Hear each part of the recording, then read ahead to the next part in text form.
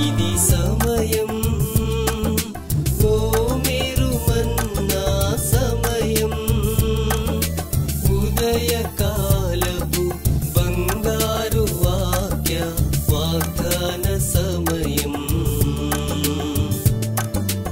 ఆదరించి బలపరచే ఓ మీరు మన్నా, మార్గం చూపి నడిపించే ఓ మీరు మన్నా, వాగ్దాన సమయం, ఓ మీరు మన్నా సమయం.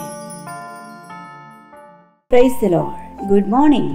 ఓ మీరు మన్నా ఈరోజు బంగారు వాగ్దానానికి స్వాగతం. ఎలా ఉన్నారు?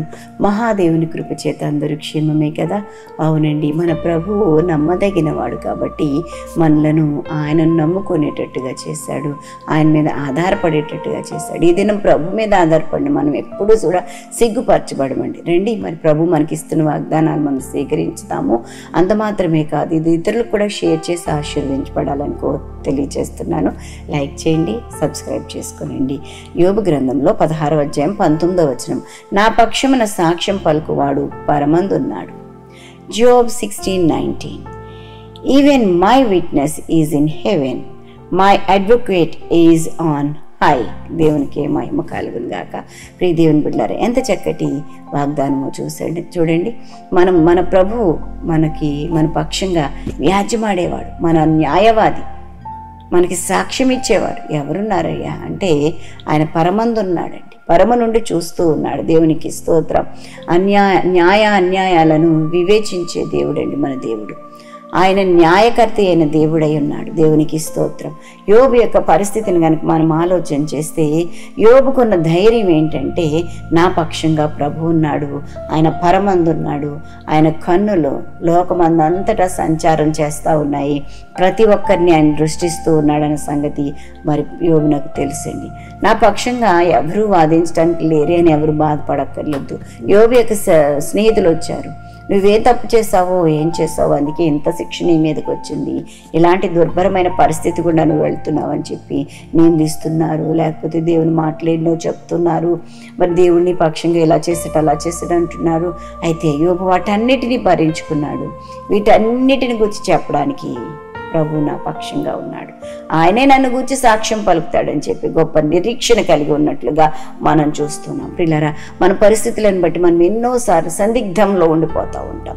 ఎవరు నా పక్షంగా వ్యాజ్యమాడతారు, ఎవరు నాకు సాక్ష్యం చెప్తారు, అయ్యో ఇలాంటి అన్యాయపు మాటలు నేను వినవలసి వస్తుంది, ఇలాగ అన్యాయంగా నా మీద నింద మోపుతున్నారే, ఏం చేయాలి? అయితే ప్రియులారా, నీవు ఆధారపడవలసింది నీ ప్రభువు మీద మాత్రమే. ఆయన పరమందున్నాడు, అంతటా చూస్తూ ఉన్నాడు, అందరినీ చూస్తూ ఉన్నాడు.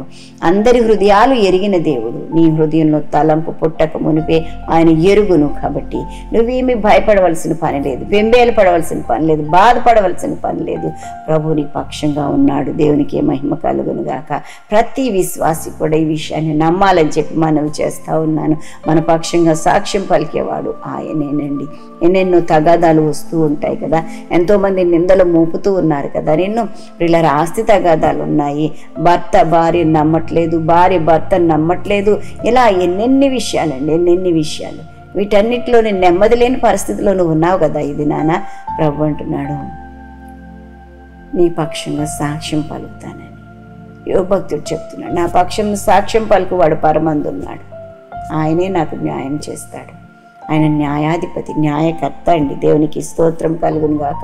మనం గనక 1 యోహాను పత్రిక 22వ అధ్యాయం 1వ వచనం చూస్తే ఇప్పుడైతే ప్రతి విశ్వాసి పక్షంగా ప్రస్తుత న్యాయవాది దేవుని కుమారుడైన క్రీస్తే అని మనము ఎరుగుదాము. కాబట్టి నా పక్షంగా ఎవరు లేరని బాధపడవద్దు.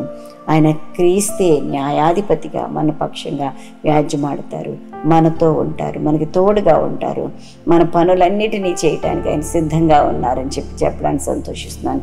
అయితే నీవు ఆయన పని అంతా చేయడానికి సిద్ధంగా ఉన్నావా లేదా? ఆయన మాట చెప్పు నడుచుకోవడానికి సిద్ధంగా ఉన్నావా లేదా? ఆయన వాక్ ప్రకారంగా జీవించడానికి సిద్ధంగా ఉన్నావా లేవా? సరి చేసుకుంటూ ప్రభు యొక్క మేలు పొందుకోవాలని చెప్పి మనవి చేస్తూ ఉన్నాను. నా పక్షంగా వ్యాజ్యమాడే న్యాయవాది, అడ్వకేట్ ప్రభు పైనున్నాడు, ఆయన చూస్తూ ఉన్నాడు. తప్పక మేలు చేస్తాడు, న్యాయం చేస్తాడు. నమ్మండి, విశ్వసించండి, అద్భుతాలు అనుభవించండి. అట్టి విధమైన కృపాభాగ్యం పరిశుద్ధాత్మ దేవుడు మనందరికీ అనుగ్రహించి నడిపించును గాక. ఆమేన్. ప్రియ దేవుని బిడ్డలారా, ఈ దినం బర్త్డేస్ మరియు వెడ్డింగ్ యానివర్సరీస్ జరిపించుకొచ్చిన వారికి శుభాలు తెలియజేస్తున్నాను. ఈ నూతన వస్త్రంలో నూతనమైన దీవెనలు ప్రభు మీకు ప్రసాదించును గాక. మీ కొరకు ఒక వాగ్దానం జ్ఞాపకం చేస్తాను.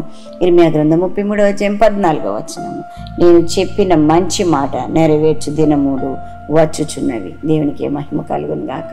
ఎంత చక్కటి మంచి మాట అండి పిల్లరా. నూతన సంవత్సరంలో అడుగుపెట్టిన మీ అందరి జీవితాలలో ప్రభు చెప్పిన వాగ్దానం చేసిన మాటలన్నీ కూడా నెరవేరబోతున్నాయి. విశ్వసించండి, పొందుకోనండి. ప్రార్థన చేస్తాను, నాతో ఏకీభవించండి. ప్రభానికి వందనాలు నాయన. మహిమగల దేవుడుగా నువ్వు దర్శించి దీవించి ఆశీర్వదించమని వేడుకుంటున్నాను ప్రభా. అన్ని విషయాల్లోనూ మీరు తోడుగా ఉండమని వేడుకుంటున్నాను ప్రభా. నీవే మా ప్రభుడవు, మా ప్రియుడవుతుంది. నీకంటే మాకు క్షేమాధారం ఏమీ కూడా లేదు ప్రభా.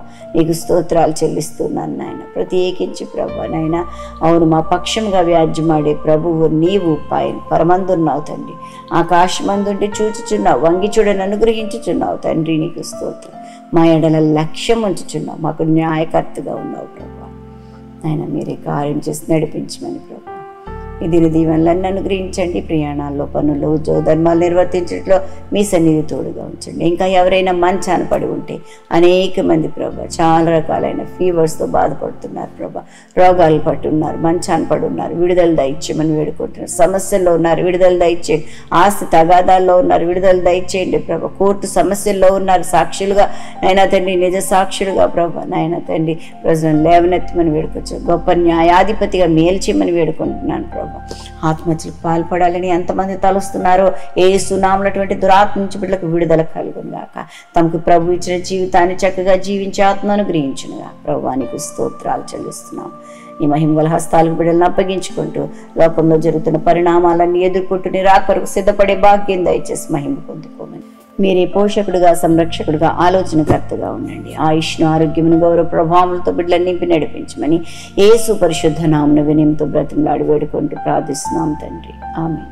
మన తండ్రిని దేవుని ప్రేమ, కుమారుడైన యేసుక్రీస్తు కృప, పరిశుద్ధాత్మ దేవదేవుని సహవాసం బిడ్డలెల్లరికూ సదా తోడై ఉండునుగాక. ఆమేన్. ఆమేన్. Have a wonderful day. God bless you all.